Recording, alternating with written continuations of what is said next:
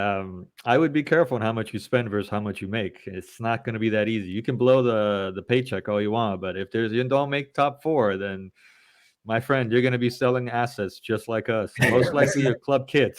It this won't is be this is Jeep anymore. It'll most likely be Fiat or something. yo, this is why Oh, that's this is so why we true.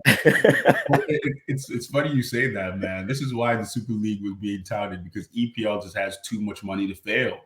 Oh Those yeah. top teams are not ever going to fail. They're going to spend and make it back just like that. Yeah. And that's why Arsenal, think about it. That's why Arsenal was able to stay relevant and eventually still come back up. We were left for dead, man. Let's be very honest. Tottenham, look at Tottenham, man. Tottenham was a known name club.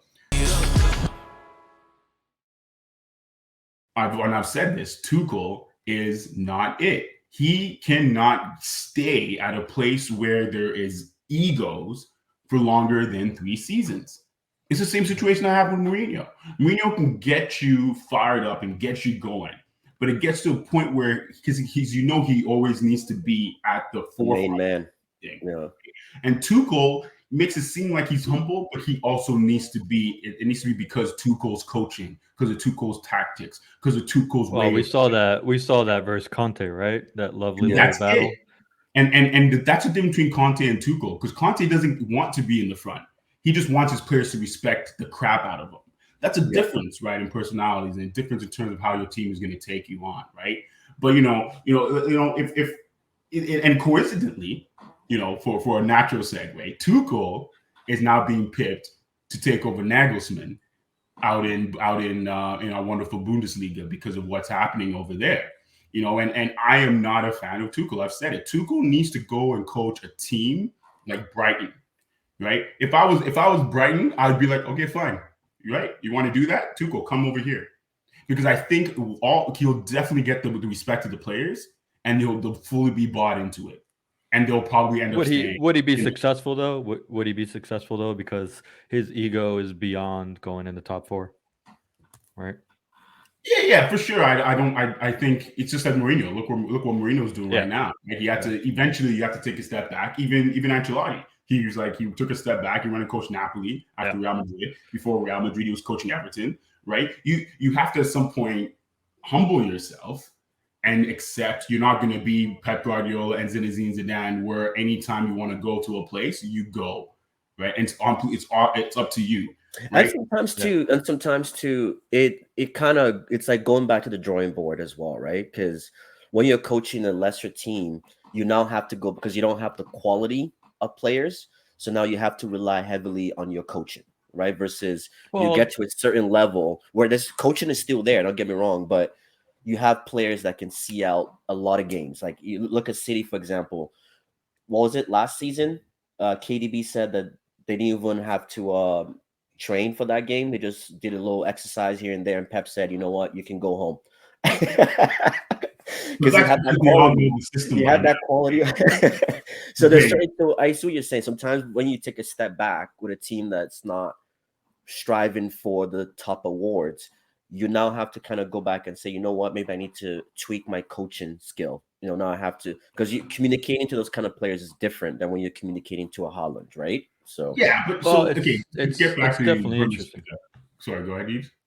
No, it's definitely interesting because what Josh is basically saying kind of segues perfectly in the Bundesliga.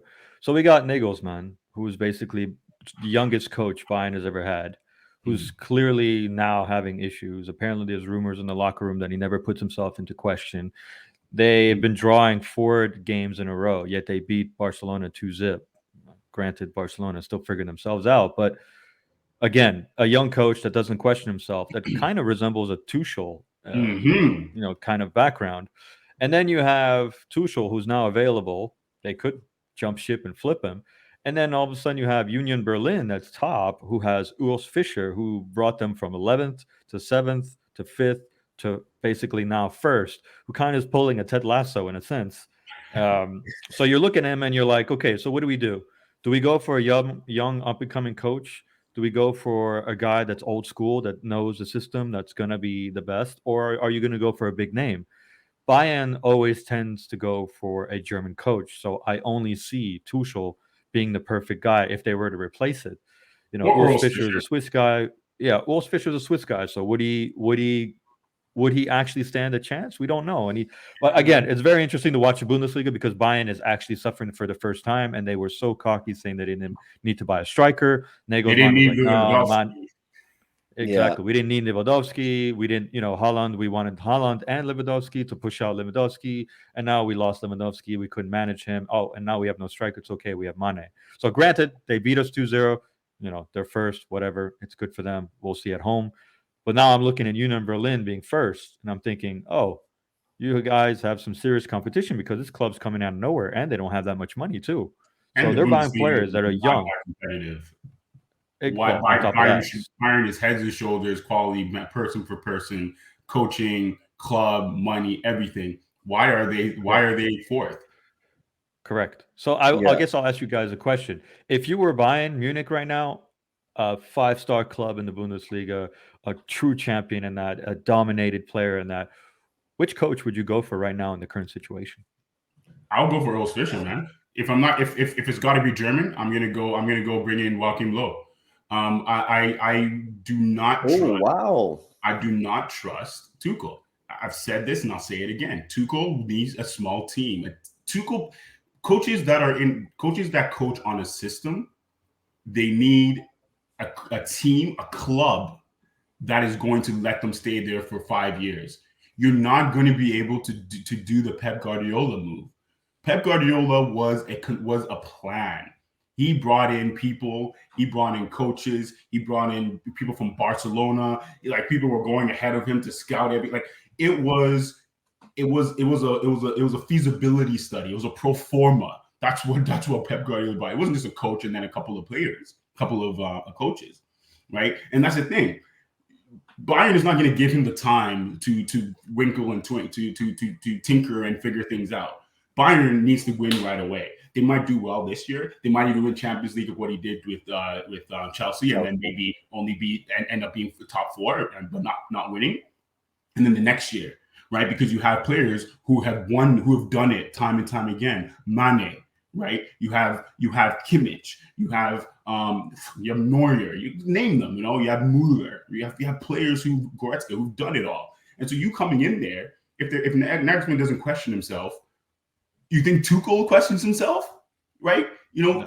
We're hearing all these things coming out from the players now that Tuchel is gone, and they're talking all this nonsense about him. Lukaku, look, he wanted Lukaku.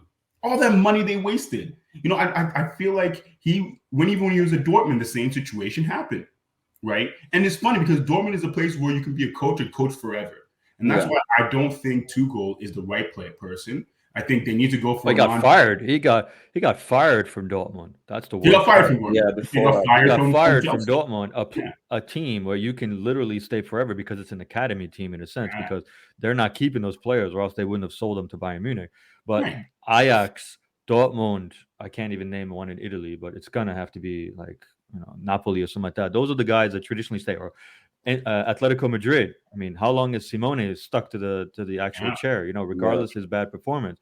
So those are the teams you can't get fired from. For him to get fired from Dortmund was a big surprise, and then get named Chelsea head coach. I was like, all right, this is your one chance not to screw it up. And now him getting fired. If I hear that he's going to be Bayern coach, I'm like, guys, there is clearly a pattern you should investigate. Is he really that good? And I agree with Jeff. I would argue that he's not. I would go and get myself a porter, which would be Urs Fischer, of the Bundesliga, and be like, maybe this guy can grow in the team. He's more senior, maybe seasoned. He understands what's going on. He knows how to get to the top. It's a competitive league for him. I mean, for him, it's the Prem. They have a fragile team compared to a 5-star team like Bayern Munich. Yet he's first, so he understands day in, day out winning. Yeah, definitely interesting. I definitely think that Bundesliga is finally reaching a moment where we can actually see it. All leagues are kind of competitive finally before the World Cup. So, and it was really, really interesting. COVID was so boring. Now it's really interesting. Sorry, I think you nailed it on it, Matt. You nailed the nail on the head. It's essentially every league is now competitive. Even EPL, Liverpool is no longer a favorite. There's literally City and then everybody else, right? Yeah. Bundesliga, it used to be Bayern and then nobody else, and now it's everybody, right? La Liga is Real Madrid, Barcelona, and then everybody else, right? You know, even Serie A, everybody is competing for the Scudetto, right? It's only Ligue 1 who tends to be we can't say anything about La Serie, right?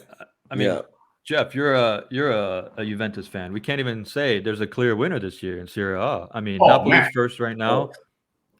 We just don't know. Nothing. And it's interesting. You know what? I think when you're looking at what Mourinho's doing out there in Roma and Juventus' situation now, you know, putting up north of 250 million euros in losses, right? Barcelona has now written the book on what you got to do to come out of it. And because you need to stay competitive with the EPL money. And so now it's like, okay, well, you sell off assets, you make yourself as liquid as you can, and you stay competitive, because there are the players who are willing to move because all the leagues are competitive. You know, Serie A is now a place. I'm not going to lie. Leandro Leao is by far the most underrated striker forward in the top 5 leagues right now. Most underrated. We talk about Haaland, talk about Mbappe, talk about Neymar, talk about this person, talk about nobody saying anything about Leandro Leao. You see what he's doing out there with the Portugal team. It's not Bernardo Silva. It's Leandro Leao who's out there handling the left wing. Now Ronaldo's out now, just a full-on striker. Watch out for Portugal in the World Cup, and we'll talk about that. But I'm telling you, man, the moment Mbappe dropped, fine. Tchouaméni, 100%. I'm glad we got him, because I wanted him even before we were going after Mbappe. But Leandro Leao was who we should have got, because then he could have played on the wings. But just to finish off with Bundesliga real quickly, though, I think that the Jude Bellingham situation now is probably the next big story coming out of the Bundesliga, because the guy who went from 100 million euros of prices now 120, and after the World Cup, I guarantee he's going to jump again, because he's going to get called up. He is crucial. He is needed for England, and he's only going to get better if he doesn't get injured. His physique blows my mind. Dude looks like a what was that guy's name on Chelsea? The tall mixed light skinned guy who was Loftus Cheek. He has that big, tall, but he's play on the ball. He's got vision, right? And of course he's English, so we're like, okay, where is he going to go in the EPL? I don't really think he's going to come to Real Madrid at 120, and we don't need him, you know. So I think for me, Dortmund now has and they're second, right? They're right there with Berlin. They can compete. Yeah. So interestingly, when it comes to Jude Bellingham, just real quickly, Josh, I want to hear you, because I feel like Jude, an attacking midfield player who can play as a central midfield player and move all around, you know, not your traditional cam. I feel like he would suit United very well, even though I think Liverpool needs him more than any of the top 5 teams. I think in United. No, you're right. I think obviously he would definitely be a great addition to United. Obviously, we have Eriksen that's been playing a little deeper. The last game he played a bit more cam, but I still like Eriksen. I give Eriksen another season and a half before it's like we're looking for a new replacement. He's doing well, don't get me wrong, but age is not on his side, and I don't know if he's one of those players that can play till he's 40. I don't know. But I think we definitely need that long-term replacement.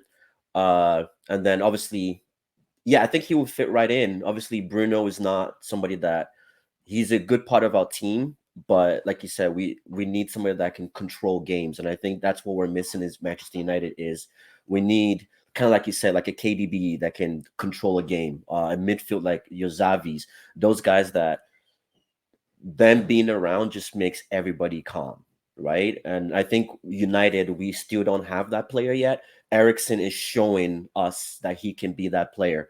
But if you can definitely add Jude Bellingham into the situation, I definitely would love it. But I don't know, the price tag of 120 million. Oh, come on. What do you mean? Money ain't nothing for United. Come on. Well, you guys spent 80 on Maguire. You just spent on 38-year-old Casemiro? Yeah. Well, hey, look at it this way. If your boy Maguire does well in World Cup, maybe you can sell him for, 20 million. No, We need but to start I agree selling with players, I man. agree We with can't just keep letting players go on the free. We need to start selling players to no, recoup but I agree some with you. money. I agree with you, Josh. I mean, he would be a player that fits the profile. He fits the team. He fits the actual. No offense to him. He's British, so obviously he fills that criteria where you need homegrown players. So him, Sancho, and so forth can actually really get together and build that squad. So I think he's 100% the guy. I will say if he does poorly in the World Cup, which England so far hasn't really shown signs of anything, he's probably going to go cheaper. So you might be lucky to get him in January if that is the case. If he blows up during the World Cup, though, are you going to be willing to spend more than Maguire? I don't know. Oh, I mean, Anthony was 100 mil, right? I think United at this point in time is willing. If his price goes down, United doesn't want anything to do with it. If his price goes up, United wants everything to do with it. Yeah, exactly. They have the Queen level money. They have the Queen There level you go. money. Yeah, but I think we're goodness. going through that. I think, like what you were saying, I think we're basically at that point where I think we found, at least so far, we found a good coach that now we can trust with the money, right? Versus before, it was just we didn't have a coach or a system, and then we were just throwing money out there at anything, right? So I think that's why it's a bit different now in terms of when we talk about price tags with players. I'm not as worried anymore because I feel that we're getting players that are fitting into a particular system, right? So that's why it's a bit different I now. don't know. Speaking from a club that's kind of broke and still trying to make it, I would be careful on how much you spend versus how much you make. It's not going to be that easy. You can blow the paycheck all you want, but if you don't make top four, then my friend, you're going to be selling assets just like us. Most likely your club kit. It won't be Jeep anymore. It'll most likely be Fiat or something. This is why. Oh, that's This so is why cute. it's funny you say that, man. This is why the Super League was being touted because EPL just has too much money to fail.